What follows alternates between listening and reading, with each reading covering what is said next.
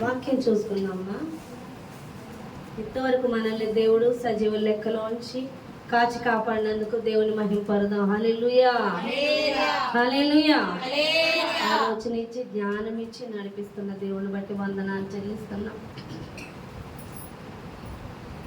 శత్రు బలం అంతటి మీద విజయం ఇచ్చి కాపుదలిస్తున్నందుకు దేవుని స్తుతించువారుగా ఉన్నాం. హల్లెలూయా, హల్లెలూయా. మత్తయి సువార్త తీద్దామండి. మత్తయి సువార్త 5వ అధ్యాయం.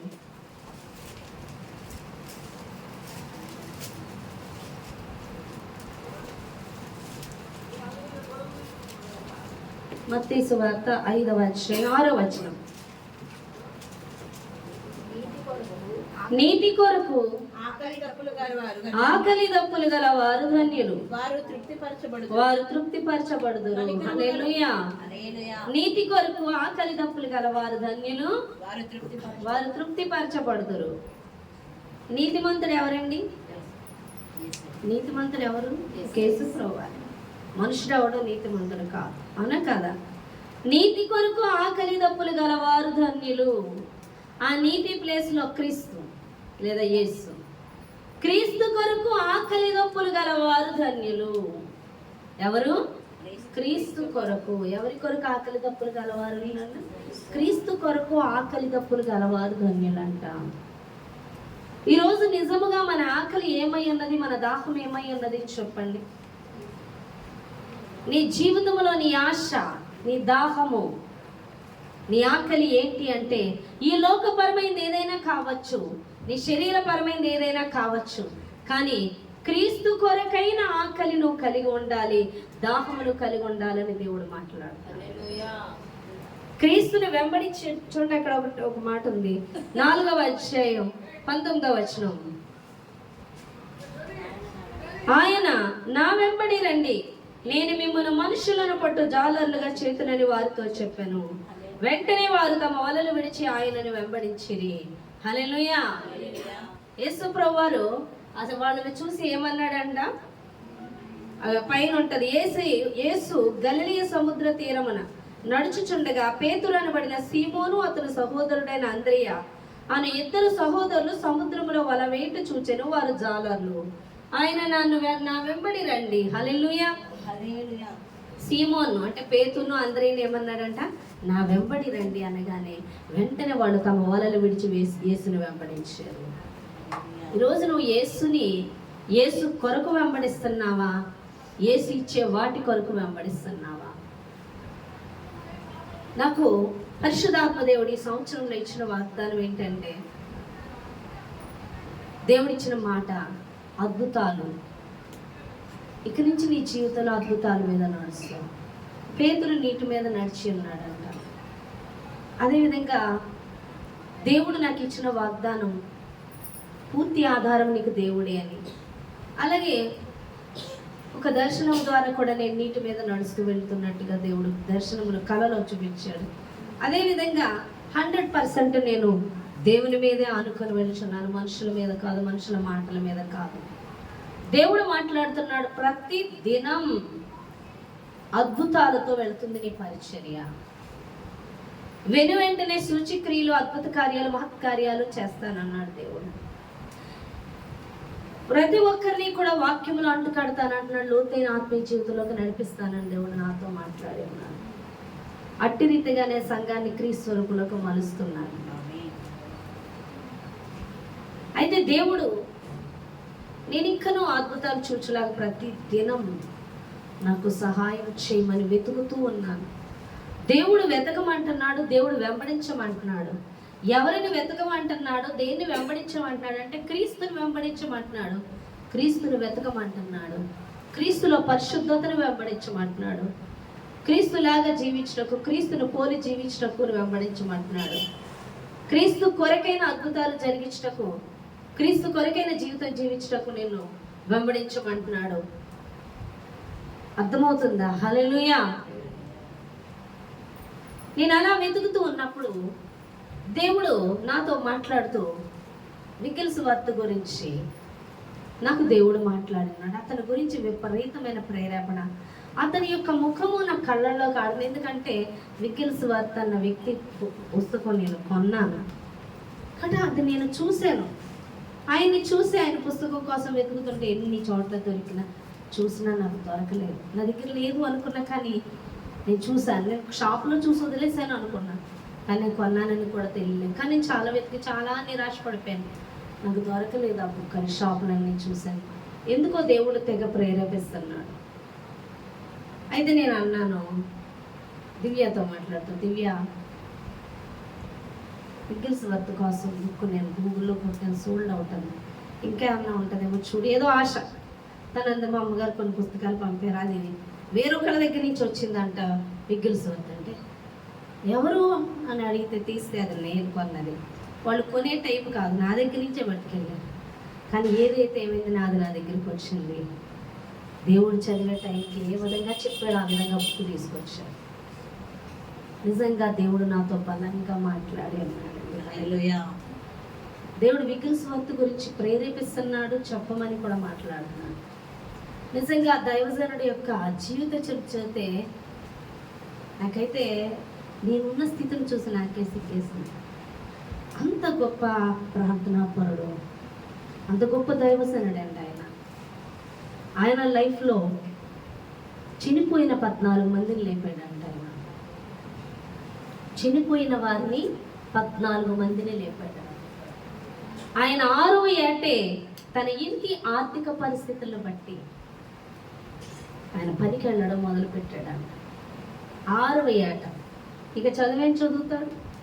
జాయిన్ అయ్యే స్కూల్లో పనికి వెళ్ళి చదువు మానేసి ఇక చదువు రాలా. తన 8వ ఏట తన అమ్మమ్మతో కలిపి ఆయన చర్చికి వెళ్ళాడంట. చర్చికి వెళ్ళినప్పుడు ఆయన వాక్యము తాకిందంట ఆయన. హల్లెలూయా. ఎన్ని ఇయర్స్కి తాకిందండి వాక్యము?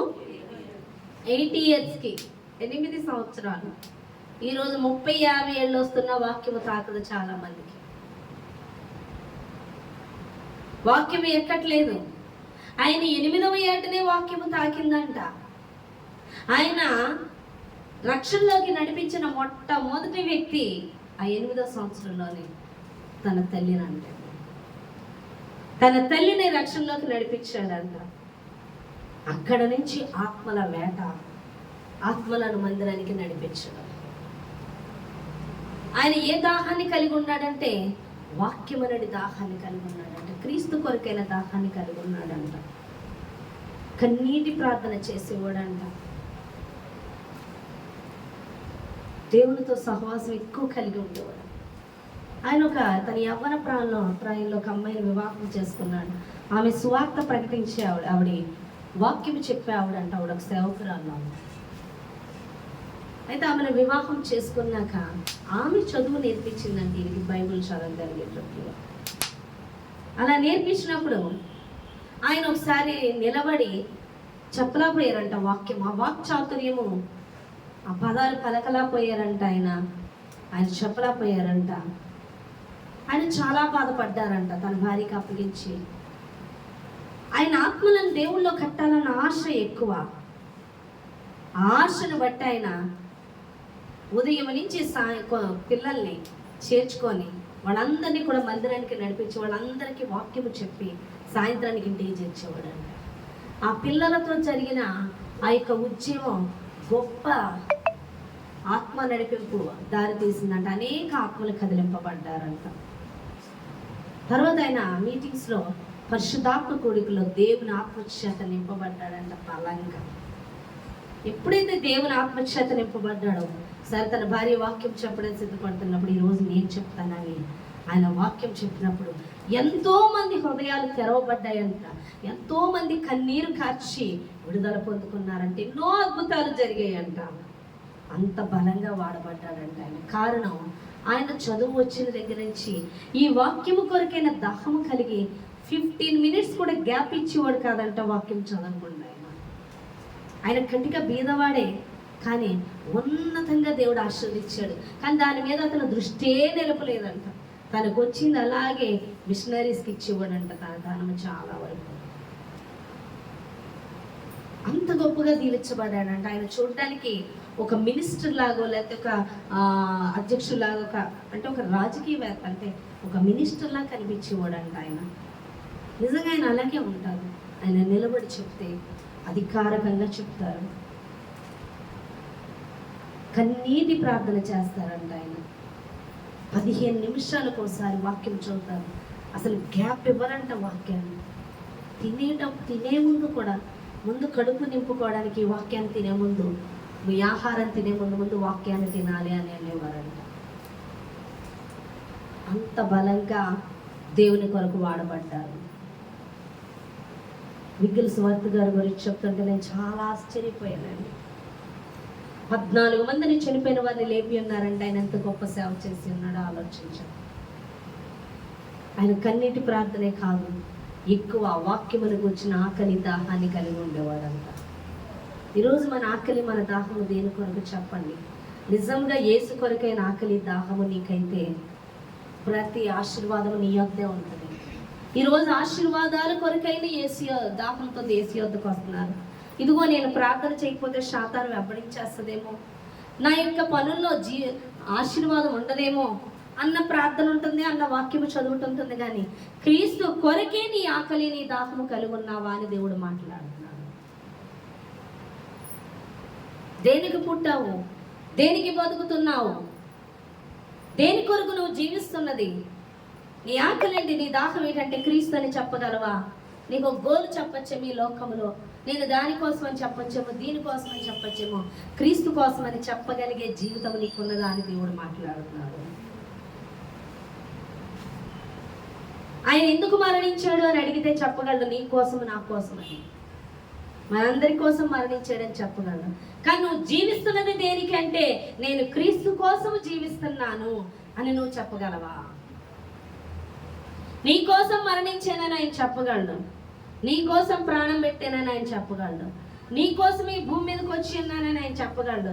కానీ నీ కోసమే నేను బ్రతుకుతున్నానయ్యా, ఈ జీవితం నీదని చెప్పగలవా? విగిల్స్వర్త్ తన జీవితాన్ని దేవునికి సమర్పించుకున్నాడు. ఏది తనది కాదు, తనది అంటూ ఏమీ లేదు, తనే యేసై ఉన్నాడు. పూర్తిగా తాను దేవునికి అప్పగించేసుకున్నాడండి. దేవుడికి మనం పూర్తిగా అప్పగించుకోవాలి. ఎలా అప్పగించుకున్నాడో తెలుసా? అసలు ఏ ఆలోచన కూడా తనదంటూ లేదంట, ప్రతిదీ యేసయ్యదే. ఈరోజు ఏదో ఒక ఆలోచన 1-2 దేవుడు తీసుకుంటాం, సమస్తము మన ఆలోచనలే అయిపోతాయి, మన డెసిషన్సే, మన ప్లానింగ్సే, అన్నీ మనయే. ఏదో ఒకటి దేవుడిది. కానీ ఆయన అలాగ సమస్తము దేవునికి అప్పగించుకున్నాడు కాబట్టి దేవుడు ఆ పాత్రని మహిమకరంగా వాడుకోగలిగాడు. నువ్వు అప్పగించుకుంటే ఈ దినాన్ని నువ్వు కూడా వాడబడతావు. యేసు ప్రభువు నా అందరి విశ్వాసం ఉంచినప్పుడు ఫలానా వాళ్ళు వాడబడతారని అనలేదు, ప్రతి విశ్వాసకి చెప్పిన మాట అది. విశ్వాసం ఉంచాలి. ఆయన వాక్యము చదివేటప్పుడు ప్రతి మాట నమ్ముతాడంట. ప్రతిదీ నా కొరకే, నా కొరకే, ఇది ఆయన చెప్పాడు, జరిగిపోయింది అని నమ్మేవాడు అంటే. అర్థమవుతుందా? హల్లెలూయా, హల్లెలూయా. గొప్ప సేవ చేసేవాడంట ఆయన. ఒకసారి బస్సు ఎక్కి ఆయన ఫ్రెండ్ వెళ్తే, ఆయన బస్సు ఎక్కి వెళ్ళి డ్రైవర్ దగ్గర అక్కడ కడ్డీలో ఉంటుంది చూడండి, అక్కడ ఓసలాగా అక్కడ నుంచొని వాకింగ్ చెప్పాడు, మొదలు పెట్టాడంట.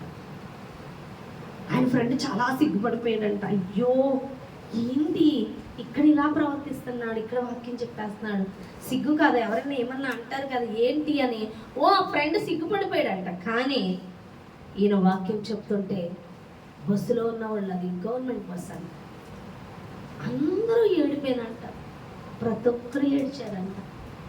ఆయన వాక్యం విత్తుచుండగా ప్రతి ఒక్కరు ఏడ్చేవారంట. ఒక్కొక్కరి మీద ఆయన చేతుల నుంచి ప్రార్థన చేశాడంట ఆయన వాక్యం చెప్పిన తర్వాత. అంటే ఆయన సిగ్గుపడలేదు ఆయన వాక్యం చెప్పడానికి. ఆయన వాక్యాన్ని ఎక్కువ చేసేవారు. ఆయన్ని కానీ పరిస్థితులు కానీ మనుషులు కానీ దేన్ని హైలైట్ చేసేవారు కాదు. మనమైతే సిగ్గుపడిపోతాం, బాబోయ్ ఆయన గురించి చెప్పడానికి సిగ్గుపడిపోతాం. మరి మన గురించి ఆయన సిగ్గుపడతలేదు. ఆయన పరిశుద్ధుడు, ఆయన ప్రాణం పెట్టినవాడు, ఆయన లోకాలకి సమస్తానికి రాజై ఉన్నవాడు. ఆయన గురించి మనం సిగ్గుపడితే మనల గురించి ఆయన సిగ్గుపడతాడు. దూతల ఎదుట, రేపు మా అందరి ఎదుట ఆయన సిగ్గుపడతాడు. మన గురించి సిగ్గుపడేవాడిగా లేడంట, సువార్త ప్రకటించేవారుగా ఉన్నాడంట. ఆయన ఎక్కువ కలిగి ఉన్నది ఏంటంటే, మొట్టమొదటి ఆయన్ని ప్రేమించేవాడు, యేసయ్యని ఎక్కువ ప్రేమించిన వాడుగా, యేసయ్య కొరకు ఆకలి దప్పులు కలిగిన వాడుగా, యేసయ్య వాక్కుని ఒక 15 minutes కూడా గ్యాప్ అవ్వకుండా తృప్తిపరచబడేవాడు అండి. ఈరోజు చెప్పుకోవడానికైనా ఆ ప్రకారం జీవిస్తే దేవుడు మన పక్షాన్ని కదలడం ఒక్కసారి ఆలోచించు. క్రీస్తుని వెంబడిస్తున్నాను అంటున్నావు, దేని కొరకు వెంబడిస్తున్నావు? నిజంగా నిన్ను ప్రశ్నిస్తే క్రీస్తు కొరకు వెంబడిస్తున్నావా? క్రీస్తును వెంబడిస్తున్నావు కానీ క్రీస్తు కొరక, క్రీస్తు కొరకైనా ఆకలి దప్పులా, లేకపోతే లోక సంబంధమైన విషయముల కొరకు క్రీస్తుని వెంబడిస్తున్నావా? రెండిటిలో తేడా ఏంటి?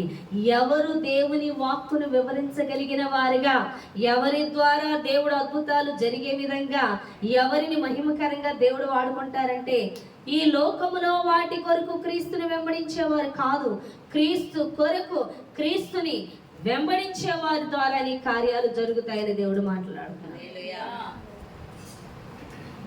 ఈ లోక సంబంధమైన శరీర సంబంధమైన విషయంలో నెరవేర్చుకొనుట కొరకు దేవుని వెంబడిస్తే కాదు, కానీ క్రీస్తుని, ఆయన కొరకు ఆయన్ని ప్రేమించి నీ జీవితాన్ని ఆయనకు సమర్పించుకుంటే అప్పుడు దేవుడు నేను ఆశీర్వదిస్తాడు.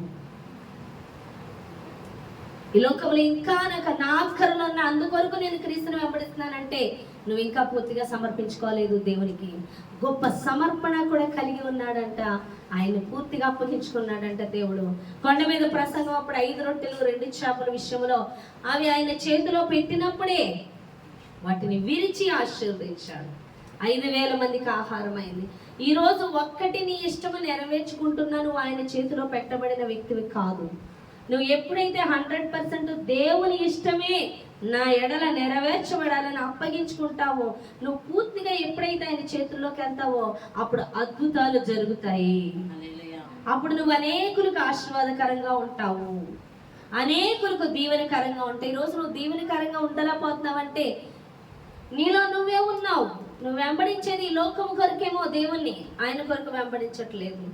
ఒకవేళ నువ్వు ఆయన కొరకు వెంబడించినట్లయితే, ఆయనకు పూర్తిగా నువ్వు సమర్పించుకుంటే, నీ ప్రయాసేమో నువ్వు ఎక్కాలన్న కొండ ఎంతెత్తేమో కానీ దేవునికి సమర్పించుకుంటే, ఆయన విరిచి ఆశీర్వదిస్తే అది ఎంత ఉన్నత స్థానానికైనా వెళ్ళిపోద్ది.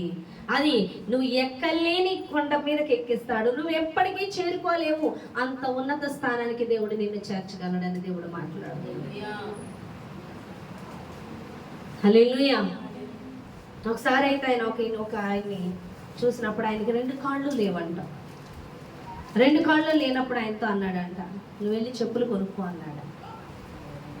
కాసేపు షాక్ అయ్యాడంట, నేను చెప్పులు కొనుక్కోవడం ఏంటి, నాకు 2 కాళ్ళు లేవుగా, చూసాడుగా, నన్ను చెప్పులు కొనుక్కోమంటున్నాడేంటి అనుకున్నాడు. ఆయన చెప్పులు కొనుక్కోమని చెప్పి వెళ్ళిపోయారంట. ఆయన ఇక ఈయన నిద్ర పడతలేదంట, చెప్పులు కొనుక్కోమని అంటే వెళ్ళిపోయాడు. చెప్పులు కొనుక్కోమని అంటే ఏంటి, దేవుడు కాళ్ళు ఇస్తాడా ఏంటి ఆయన చెప్పారు? సరే ఆయన చెప్పులు కొనుక్కోమన్నారుగా, వెళ్ళి షాప్కి వెళ్ళి కొనుక్కుందాం, ఆయన మాట చెప్పారుగా, విశ్వాసం నుంచి వెళ్దాం అని చెప్పి ఆయన చెప్పుల షాప్కి వెళ్ళాడంట. చెప్పుల షాప్కి వెళ్ళి చెప్పులు అడిగితే ఆయన ఒకసారి నొక్క చూసి, సార్ మీరేమనుకోకపోతే మీకు కాళ్ళు లేవు, ఏ నెంబరు చెప్పేవాళ్ళు, నేను మీ కాలు ఏ నెంబరు ఎలా తెలుస్తుంది, ఏ చెప్పేవాలి అని అడిగాడు. అడిగితే ఆయన దేవుడిని అడిగాడంట, అవును ప్రభువా నాకు కాళ్ళు లేవు కదా, నేను ఏ నెంబర్ చెప్పుకొనుక్కోవాలి అంటే దేవుడు మనసులో 8 చెప్పాడంట. 8 చెప్తే 8వ నెంబర్ చెప్పమన్నాడంట. 8వ నెంబర్ చెప్పమని చెప్పులు ఇవ్వగానే ఆ చెప్పులు చేతితో పట్టుకోగానే కాళ్ళు పెరగడం ప్రారంభమయ్యాయి అంట. షాప్ వాళ్ళు అయితే ఆశ్చర్యపోయారంట, కాళ్ళు పెరగడం ప్రారంభమైంది. నేను 1కి 2 సార్లు చదివాను, ఏంటి దేవునికి స్తోత్రం. నాతో దేవుడు మాట్లాడడం మొదలుపెట్టాడు, ప్రభువా స్మిత్ విగ్గిల్స్ వర్క్ కోసం చెప్పమంటున్నావు, నేను చెప్తాను ఇది చెప్తా కానీ అంటున్నాను. నమ్మట్లేదా అన్నాడు దేవుడు. నమ్ముతాను, లాజరు కుళ్ళిపోయిన సవాలు లేపవు, నమ్ముతాను. మరి ఇది ఇందులో పని చేస్తున్న వాడిని నేనే. మట్టి నుండి మనుషులు తయారు చేయలేదు. ఇక మాట్లాడుతుంటే ప్రభు లేదు, నేను నమ్ముతాను. ఎందుకంటే ప్రతి మాట ఆయన ఏం చేస్తున్నాడు, నమ్ముతూ చదువుతున్నాడు. నేను అది చూసి ఎక్కడో డౌట్ పడుతుంటే, సాతానుగాడు డౌట్ పడుతుంటే పరిశుద్ధాత్మ గారు మాట్లాడుతున్నాడు. నమ్మితే చెప్తావు, నేను చెప్తాను ప్రభు. నాకు ఆయన గురించే ప్రేరేపణ ఇచ్చాడు దేవుడు. ఆయన గురించి వివరించి చెప్తాను. ఈ విధమైనటువంటి సేవ ఈ దినాల్లో జరగాలి అని దేవుడు మాట్లాడుతున్నాడు. ఈ విధమైనటువంటి సేవ జరగాలి. వెంబడించేవారు నా పరిశుద్ధతని, నా నడిపింపుని, నా స్వారూప్యమును కలిగి ఉండునట్లుగా, దేవుని మహింపరచునట్లుగా నన్ను వెంబడించాలి. ఆకలి కొనిన వారిగా, దాహము కొనిన వారిగా ఉండాలి. అనేక ఆత్మలను క్రీస్తు కొరకు సంపాదించగలిగిన వారిగా ఉండాలి. అద్భుతాలు వారు చూచుటే కాకుండా వారి ద్వారా అనేక అద్భుతాలు ఈ భూమి మీద జరగాలి అని దేవుడు మాట్లాడుతున్నాడు. ఇవాళ విగ్గిల్స్ ద్వారానే కాదు, నీ ద్వారా నా ద్వారా కూడా దేవుడి కార్యాలు చేయడానికి సమర్థుడే ఆయనయే ఉన్నాడు. ఆయన కలిగి ఉన్న నీ ద్వారా కార్యాలు చేయగలడు. నువ్వు కలిగి ఉంటే నీ ద్వారా అద్భుతాలు జరుగుతాయని దేవుడు మాట్లాడుతున్నాడు. నీ ద్వారా మహత్కార్యాలు జరుగుతాయని దేవుడు మాట్లాడుతున్నాడు. అయితే ప్రియబిడ్డలారా, నువ్వేం కలిగి ఉండాలి? వాక్యము కొరకైన ఆకలి దప్పులు కలిగి ఉండాలి. నువ్వు ఆయన కన్నా ఇంకా బలంగా ఓడబడగలవు. అయితే నీలో ఏముండాలి? ఆకలి దాహము. దేని కొరకు ఉండాలి? క్రీస్తు కొరకై ఉండాలి. ఈ దినం ఆకలేస్తే తినేస్తే ఎన్ని సంవత్సరాలు ఉండగలం అలా? ఈ పూట తింటే సాయంత్రం మళ్ళీ ఆకలేస్తుంది, మళ్ళీ మధ్యలో 3ంటికి ఆకలేస్తుంది. దాన్ని కూడా నింపేస్తాం, ఎక్కడ ఖాళీ ఉంచాం, అనే కదా. ఈ మధ్య కొంతమంది ఉపవాసాలు ఉండండి అంటున్నారు. ఎందుకని? ఎక్కడ ఖాళీ ఉంచట్లేదు. అప్పుడు ఎప్పుడు తినాలో, మన చిన్నప్పుడు కాకుండా అంతకుముందు మన తల్లిదండ్రులు చిన్నప్పుడు కరువు ఉండేదంట, అవునా కదా? ఏం తిండి అంటే ఇంకా ఆ తిండే, మోటు తిండే. ఇప్పుడు అన్ని సాఫ్ట్ తిండ్లు వచ్చేసాయి. ఏం తిండ్లు? గ్యాప్ లేకుండా తింటున్నారు. నేనైతే ఫుడ్ కోర్ట్ పక్క నుంచి వస్తే ఇప్పుడు ఇవన్నీ అమ్ముడైపోతాయంట. అన్నీ అమ్ముడైపోతాయంట. ఎంత కాన్ఫిడెంట్గా బండ్లు పెట్టుకుంటున్నారు అంటే అంతగా తినేవాళ్ళు ఉన్నారనే అర్థం. 12 వరకు తిండి గ్యాప్ లేకుండా. మరి వాక్యము, ఆ వాక్యము కొరకైన ఆకలి నీలో ఉండాలి. నువ్వు అన్నం తింటున్నప్పుడల్లా ఇదే ఆకలి నాకు వాక్యం కొరకు ఉంటుందా అని ఆలోచించాలి. నువ్వు దాహము కొని అన్నప్పుడల్లా ఇదే దాహము నాకు వాక్యము కొరకు, క్రీస్తు కొరకు ఉందా అని నువ్వు ప్రశ్నించుకోవాలి. నువ్వు ఆ దాహాన్ని, ఆ వాక్యాన్ని, ఆ యొక్క దాహాన్ని, ఆకలిని నువ్వు తీర్చుకుంటూ ఉన్నప్పుడు, నువ్వు గొప్ప సమర్పణ దేవునికి అప్పగించుకున్నప్పుడు, ఏది నీ ఇష్టం కాకుండా ఆయన విస్తారంగా ప్రేమించినప్పుడు, కన్నీటి ప్రార్థన కలిగి ఉన్నప్పుడు దేవుడు నీ ద్వారా బలంగా పనిచేస్తాడు. బలముగా నీ ఎడల పనిచేస్తాడని దేవుడు మాట్లాడుతున్నాడు. ఎందుకంటే అటువంటి సమర్పణ కలిగిన వారి ప్రార్థన డైరెక్ట్ దేవుని సన్నిధికి వెళ్తుంది. ఎందుకంటే మనకి చూసే ఆకాశము కాక 3వ ఆకాశము, 2వ ఆకాశం ఉన్నట్లుగా మనం బైబిల్ చదువుతున్నప్పుడు అర్థమవుతుంది. 3వ ఆకాశంలో మన యేసై ఉన్నట్టు, 3వ ఆకాశంలో పరదేశై ఉన్నట్లుగా మనం చూస్తున్నాం. మొదటి ఆకాశం సూర్య నక్షత్రాలు ఉన్నట్లుగా మనం చూస్తున్నాం. ఇక 2వ ఆకాశంలో ఉన్నవాడు ఎవడు అంటే అపవాది. ఆకాశమందరమందున్న దురాత్మలతో మనం పోరాడుచున్నాం. ఆ దురాత్మలను దాటి మన యొక్క ప్రార్థన దేవుని సన్నిధికి వెళ్ళులాగా, నీ ఆకలికి నువ్వు దేవుని ప్రేమించుటే కాకుండా, దేవుని కొరకైన ఆకలి దప్పులు కలిగి ఉండుటే కాకుండా, గొప్ప సమర్పణ కలిగి ఉన్నప్పుడు, కన్నీటి ప్రార్థన కలిగి ఉన్నప్పుడు, నువ్వు ఆయన విస్తారంగా ప్రేమించినప్పుడు, ఆయన వెంబడించినప్పుడు, ఆయన ఆకలే నీ ఆకలి, ఆయన దాహమే నీ దాహమైనప్పుడు ఖచ్చితంగా నీ ప్రార్థన వెళ్తుంది. లేదా దురాత్మల చేత నింపబడిన ఆ యొక్క మండలమును దాటి వెళ్ళాలంటే నీ యొక్క సమర్పణ ఏ విధమై ఉన్నదని దేవుడు మాట్లాడుతున్నాడు. నీతి యథార్థత విడిచిపెట్టకుండా దేవునికి లోబడాలి, ప్రతి దానికి లోబడాలి. వాక్యము ఏదైనా చిన్న ముఖ్యైనా దాన్ని 100% నమ్ముతూ వెళ్ళాలి. అప్పుడు నీ ద్వారా దేవుడు బలమైన కార్యాలు చేస్తాడు, అద్భుతాలు చేస్తాడు, ఆశ్చర్య కార్యాలు చేస్తాడు, ఆత్మలను కదిలిస్తాడు. అంతేకాదు, నీవు అద్భుతాల కోసం చూడండి, కొండ మీద ప్రసంగానికి వెళ్ళిన వాళ్ళందరికీ 5 రొట్టెలు 2 చేపలు ఆ రోజు భోజనమే. కానీ క్రీస్తును వెంబడిస్తున్న 12 మంది శిష్యులకి ప్రతి దినము దేవునికి కూడా ఉంటున్నాడు కాబట్టి దేవునితో పాటు ఆశీర్వాదం వాళ్ళకు ఉంది. వాళ్ళు మళ్ళా చేపలు పట్టడానికి ఎప్పుడు వెళ్ళారు? యేసు ప్రభువారు ఆకాశంలోకి ఆరోహణం అయిపోయినప్పుడు వెళ్ళారు. అయినను పరిశుద్ధాత్మ దేవుని వాళ్ళకి అనుగ్రహించి దేవుని సాక్షులుగా నిలబడమని దేవుడు మరల వాళ్ళని పోషించి ఉన్నాడండి. హల్లెలూయా. క్రీస్తు వాళ్ళతో ఉన్నప్పుడు వారి ఆహారం కొరకైనా సంపాదన కొరకైనా పరుగులాళ్ళు ఎత్తవలసిన అవసరం లేకుండా దేవుడు వాళ్ళని పోషించి ఉన్నాడు. అనగా ప్రతి ఆశీర్వాదం వారి కాళ్ళ యొద్దకు వస్తున్నది. ఎందుకంటే వాళ్ళు క్రీస్తుని కలిగి ఉన్నారు. క్రీస్తు ఇచ్చే వాటి కొరకు వెంబడించే వారైతే ఎప్పుడు అడుక్కోవడమే.